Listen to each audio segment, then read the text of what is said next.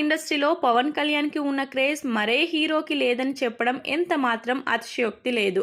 ఈయన నటించిన సినిమాలన్నీ సూపర్ సక్సెస్ సాధించడమే కాకుండా ఆయన చేసిన సేవా కార్యక్రమాలతో అంతకంటే ఎక్కువ గుర్తింపును సంపాదించుకున్నాడు. ఇక మొత్తానికైతే పవన్ కళ్యాణ్ ఇండస్ట్రీలో వాళ్ళ అన్నయ్య అయిన చిరంజీవికి తగ్గ తమ్ముడిగా మంచి గుర్తింపునైతే సంపాదించుకున్నారు.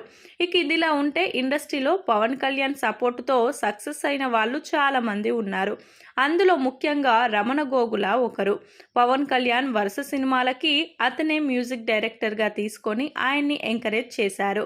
ఆయన కెరియర్ డౌన్లో ఉన్నప్పుడు అన్నవరం సినిమాతో మరో అవకాశాన్ని కూడా ఇచ్చి అతనిని పైకి లేపే ప్రయత్నం చేశారు. అలాగే హరీష్ పాయ్ మాస్టర్ని కూడా తన వరుస సినిమాల్లో కొరియోగ్రఫీ చేసే అవకాశాన్ని ఇచ్చి తనని టాప్ కొరియోగ్రాఫర్గా మార్చారు.